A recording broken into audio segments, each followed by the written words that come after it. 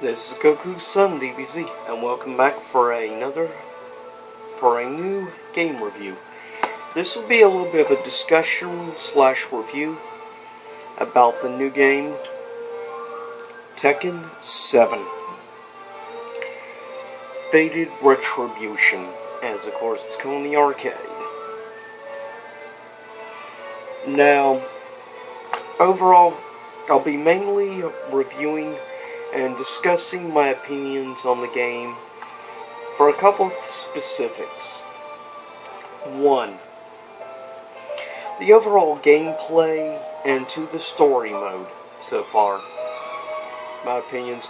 I have yet to try the net play, and unlike other fellow YouTube fine game reviewers and other gamers out there, I don't base a good percentage of my ratings or opinions on fine games, especially so on the net play, because I'm not the biggest overall online gamer, at least in fine games anyways.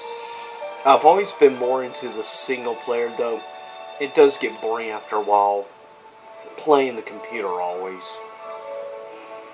With that said, of course, as we know, that Tekken 7 takes place after the events of course, Tekken 6.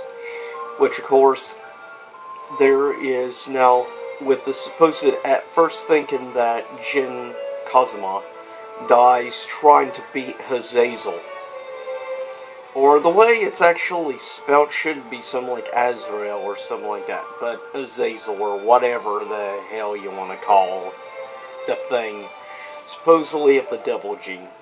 And yes, there is going to be some spoilers in here for those who have not played story mode yet of Tekken 7. You may want to wait and come back and listen to this, so I'm just warning you in advance. There will be spoilers from the story mode of Tekken 7.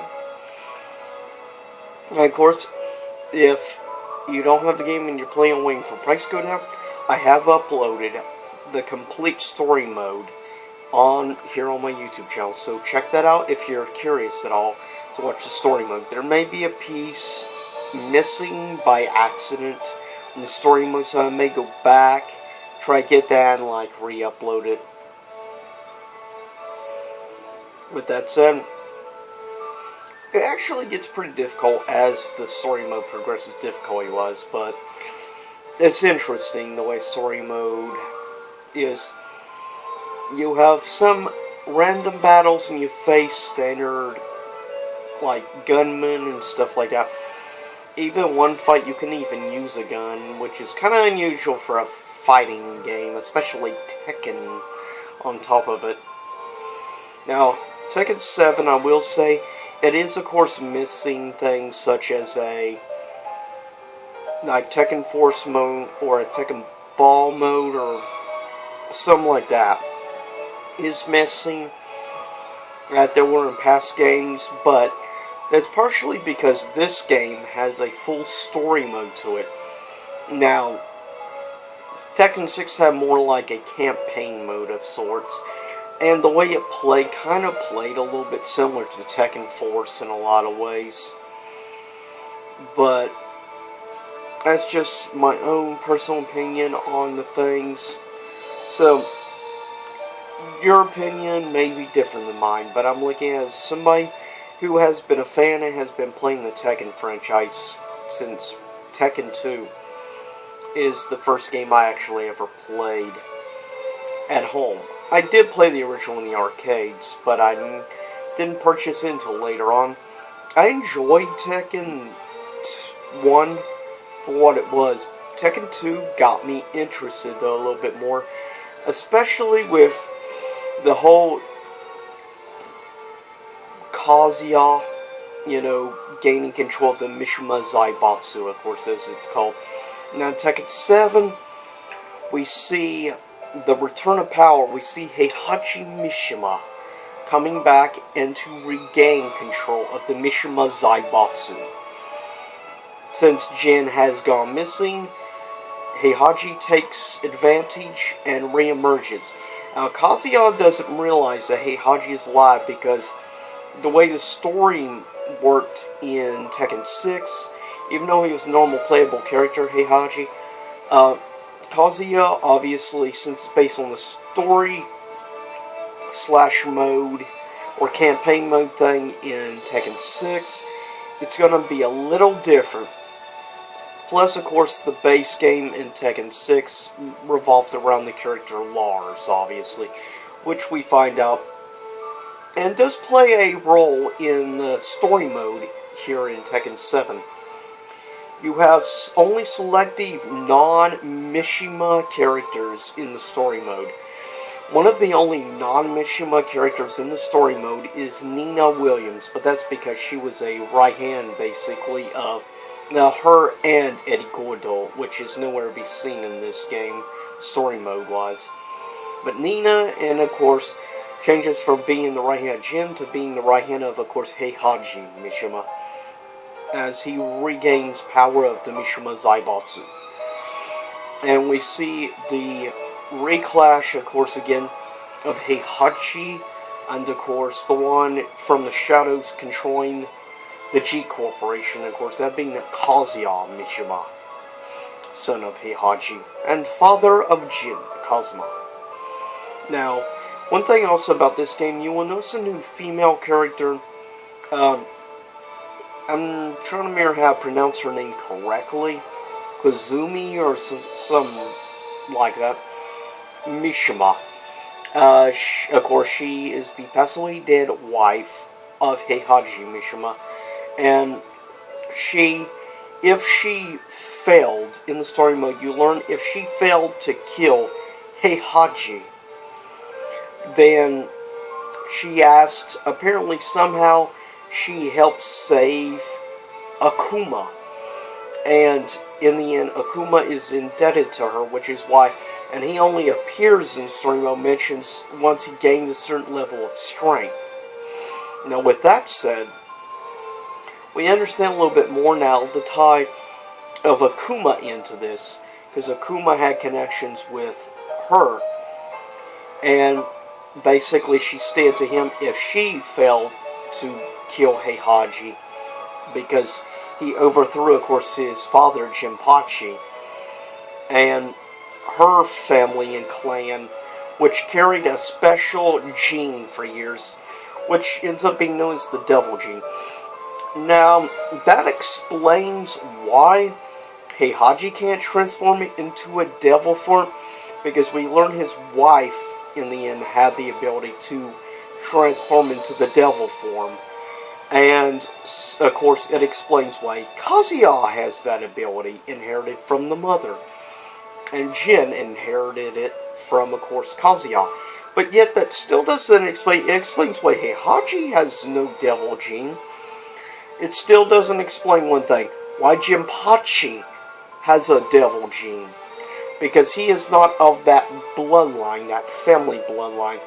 So it makes no sense. It still doesn't completely answer the question as to how Jinpachi can transform into a devil form. But with that said, we see other things, which it does help explain though. And her devil form is very different than, of course, Devil of Kazuya, which purple skin and everything. And then Devil Jin, which of course is back in this game. The character, both Jin and Devil Jin. I will say design-wise, I like Devil Jin's design more than original Devil's design. I will be honest about that. I much prefer Devil Jin's look and design better. Now, I actually really like the Devil form design of Kazuya's mother. Because when she transforms, she has wings as well, but her wings are made of pure fire. And if you look at the design of her face and everything, it reminds you of sort of like the Oni, ancient Japanese demons and spiritual entities which are known in Shinto. It's actually quite fascinating. You can tell a lot of elements of ancient feudal era, like fairy tales and things, played a big role, I think, in the creation and design of her devil form. And she's, by the way, in the arcade mode in this game. You have a very simple arcade mode, basically. You have 4 normal characters you fight in arcade mode, which I've done 2 arcade uploads so far of. You have 4 normal opponents, then you face Heihachi, and then you face her as the final boss in arcade mode. Akuma is nowhere to be seen. He's only in the story mode. He's not in arcade mode for some odd reason. At least so far that I've played. But it's quite interesting, I will say. And I, by the way, was in practice mode for probably... It's a good thing I decided to do practice mode for at least between 3 and 5 hours before I played story mode. Because they have changed a lot of different basic combos and things. They've actually changed a couple of specific key moves and stuff around with Heihachi. They definitely changed a few of his moves around. They've also done some changing around with Kazuya. Not extreme, but they have changed some of Kazuya. They've really changed Jin's over the last couple of games. From Tekken 6, he's completely different now. There's only a few of his moves that are the same now. You can't even do his normal, like, triple punch combo anymore with normal Jin. Devil Jin can still do it, but regular Jin cannot, for some odd reason. Why they changed that up, I do not know.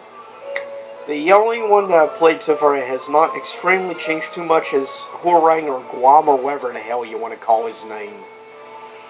But one of the key specifics on this game, there's a reason why they show half Heihachi, half Kazuya. Now, of course, also in this game, we see Lars makes a return, obviously. Lars, which we learn in Tekken 6, is actually the son of Heihachi Mishima, half-brother to Kazuya. So, like Heihachi, Lars has no devil form. The same goes to the former adopted son of Heihachi, of course, that being Li Chaoyang, or Chaolung, aka Violet. Which he's a kind of a player, definitely in the story mode. Li is very important because you have 3 powerful corporate entities in this story mode. You have the G Corporation, controlled by Kazuya, and you have Mishima Zaibatsu under Heihachi Mishima, with, of course, Nina Williams under him. Then you have the Violet Industries, which is controlled, of course, by Li. Also connected and allied with Lars, and, of course, now helping save Jin. Li realizes the importance of Jin. Jin is looking a little bit bigger picture on things. And I think, of course, Li, let's be honest, does have a kind of a deep distaste for Heihachi, given how he was treated by Heihachi. He also has a very strong distaste for Kazuya as well. On the other hand, he does not have the same distaste for Jin. He has not had bad experience with Jin, which is why he has allied himself with Jin. That's good. Jin has the support of Li and Lars, and that's important. And of course, also a certain robot makes a reappearance, which of course a lot of people go goo goo gaga over here because she's kawaii. And to those who don't know Japanese, kawaii means cute. But nevertheless, point is, at the end, big major spoiler, at the end of the story mode, through these very emotional fights and everything, and you see, when Heihachi was left with no choice but to kill his wife, actually you saw in the game, he had tears and stuff run down his face. It really got to him, and it basically possessed him with hatred for the rest of his life. he knew if he killed her, in order to stop her from killing him. And of course, this would cause a deep hatred within Kazuya as well. And that's, I guess, one of the reasons also she wanted Akuma to kill both Heihachi and Kazuya, because she knew that it would turn Kazuya evil as well, like Heihachi, because the deep growing divide between the two would mean its climactic end at the end of story mode. There were epic and pretty difficult fights. In the end, after all these years, the actual story saga between Heihachi Mishima and Kazuya Mishima is over. And the final victor is, of course, Kazuya Mishima. Heihachi Mishima truly is officially dead, because it shows Kazuya drop him into molten lava. Not toss him down and go away, but tosses him into the lava and watches him as he goes in. Heihachi is definitely dead and gone. That's a fact now. That's pretty much certainty. And we see at the end of all this, for some reason Akuma vanishes. But at the end we see Jin, when he realizes that his grandfather has failed to stop his father. He, at the end, in some ways, if you look at some things, though he never said anything specific, I think and I feel that Jin wanted Heihachi to win that war, if you will. Because I guess he realized, one, Heihachi would probably be easier for him to defeat. And two, because even he realizes his father, with the devil form within his father, is much more pure evil and dark. And warps and controls his dad, allows the devil gene to warp and control him. Strangely enough, through Tekken 6 and stuff, Jin has learned how to harness and control the devil form and not let it control him like it controls his father. And has warped Kazuya's mind over the years, obviously, which his mother realized those dangerous years back.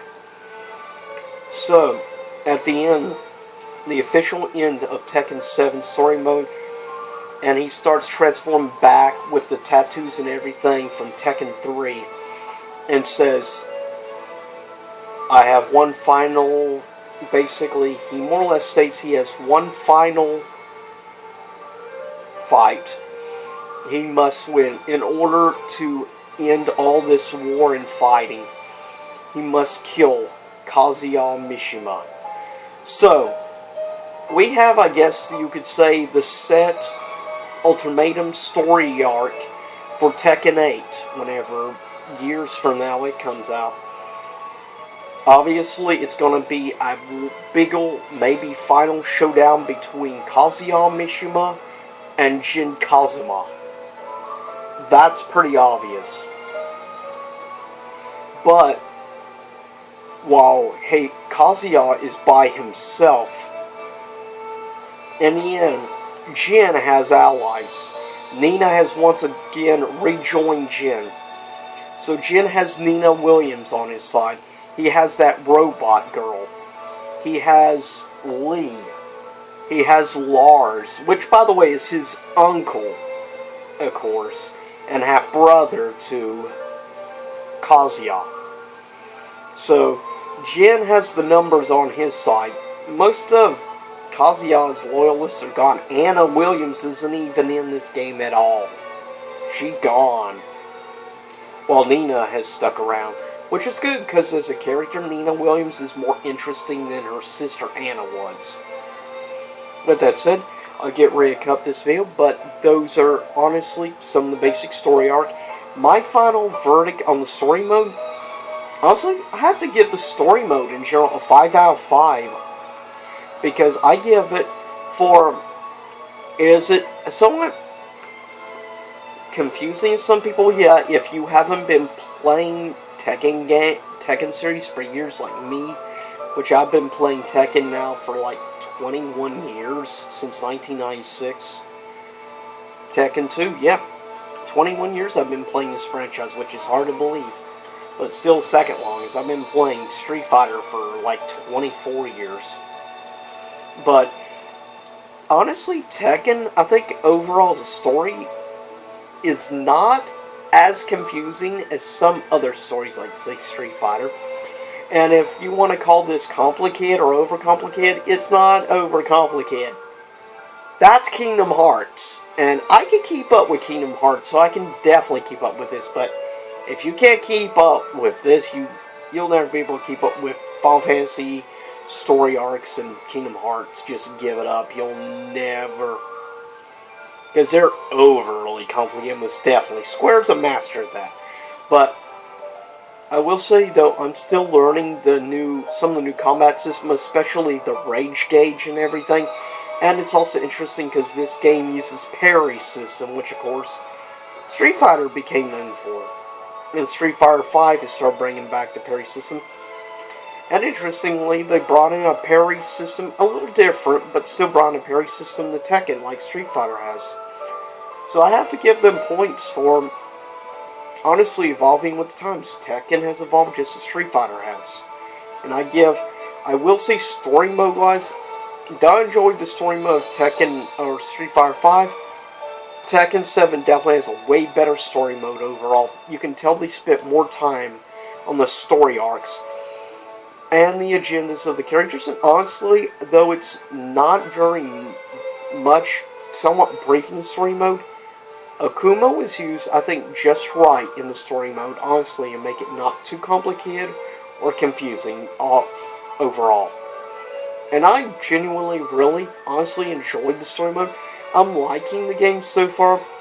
If I had to overall rank the gameplay in the game so far with arcade mode and practice mode and everything, and by the way, I love that you can change the soundtracks. You can actually either have the music from Tekken 7 or music all the way back to the original Tekken, including the Tekken tag games. So if you feel like one day listening to music from one Tekken game, you can set that.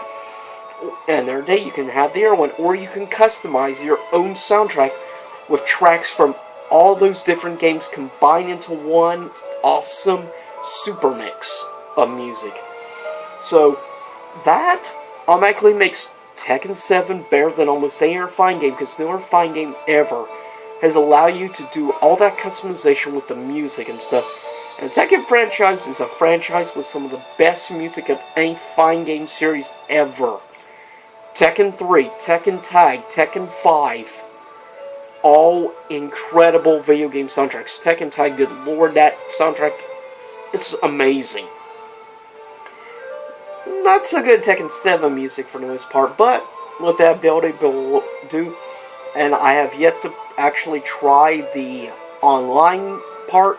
We'll see how it goes. So far, Street Fighter V Online has been pretty good.